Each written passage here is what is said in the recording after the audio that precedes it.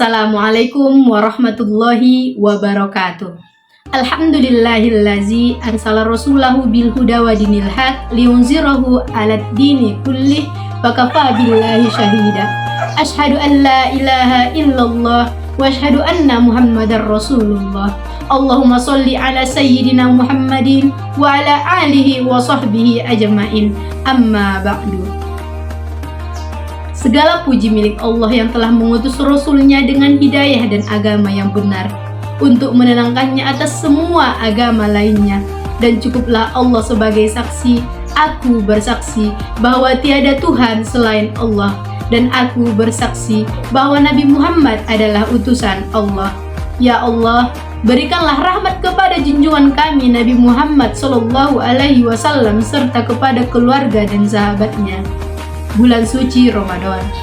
Bulan suci Ramadan dikenal sebagai bulan penyucian diri, menjadikan diri lebih baik dari sebelumnya. Bulan suci ini telah berada di penghujung bulan, gerbang pintu Syawal telah berada di depan mata. Lantas, apa yang sudah kita peroleh? Sering kita dengar slogan kembali ke fitrah ketika bulan suci Ramadan telah usai, tepatnya di hari raya Idul Fitri, karena seorang yang telah melalui satu bulan Ramadan diharapkan ibarat bayi yang baru lahir, bersih tak memiliki dosa, dianalogikan dengan kertas putih bersih tanpa tinta hitam. Qala Rasulullah SAW, inna Ramadana syahrul taradallahu azza wa jalla siyamahu wa inni sanantu lil muslimina qiyamahu faman sama'ahu imanan wa ihtisaban harajahu minad dunubi zunubi kayaumi waladhu ummuhu. Rasulullah SAW bersabda, sesungguhnya Ramadan merupakan bulan yang Allah wajibkan kepada umat muslim untuk berpuasa, dan aku mewajibkan kepada mereka untuk melaksanakannya. Maka barang siapa yang berpuasa dengan didasari iman dan mengharap ridho Allah, dia akan keluar dari dosa ibarat waktu dilahirkan. Hadis riwayat Ahmad. Apa makna yang dimaksud dengan kembali ke fitrah? Fitrah bermakna suci, bersih, kembali ke sifat dasar manusia yang memiliki dosa layaknya bayi yang baru dilahirkan. Yang tak memiliki dosa layaknya bayi yang baru dilahirkan. Kata suci dalam literatur surah dikenal dengan sebutan at-toharoh. Imam Al-Ghazali menyebutkan, suci tidak hanya bermakna bersih secara lahir, namun juga bersih secara batin. Lebih lengkapnya, Hujjatul Islam Al-Ghazali membagi suci menjadi 4 macam, yang kemudian diringkas oleh Syekh Muhammad Jamaluddin Al-Qasimi, yang isinya toharoh memiliki 4 tingkatan.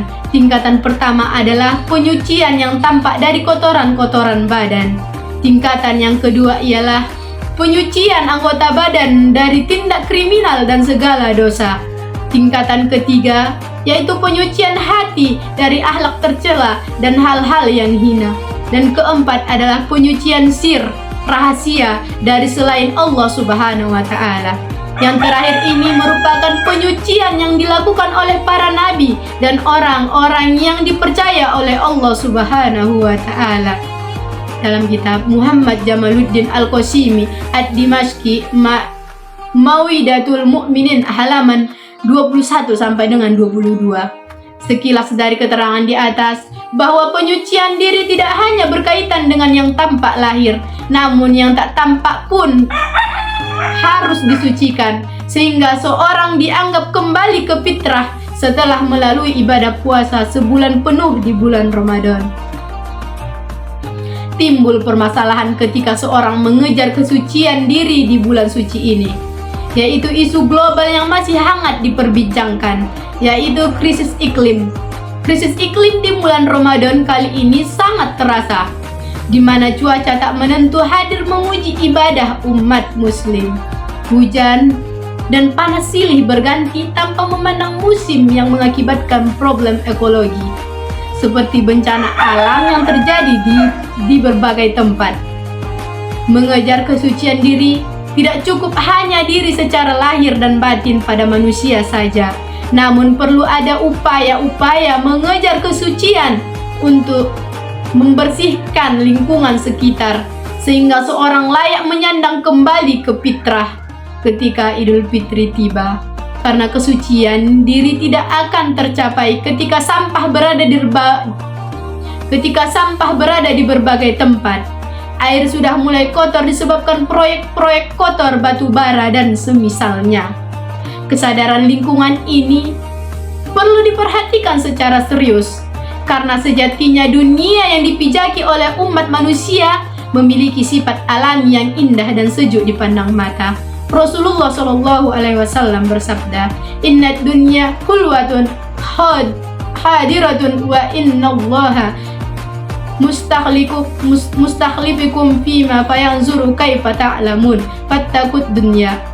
Sesungguhnya dunia itu manis dan hijau. Sungguh Allah yang menitah kalian untuk mengurusinya. Maka Allah akan melihat bagaimana kalian berbuat. Takutlah kepada dunia. Hadis riwayat Muslim. Takut pada dunia bukan berarti menghindari atau membiarkan, namun harus mengurusi dunia sehingga tetap memiliki sifat alami yang indah dan sejuk dipandang mata.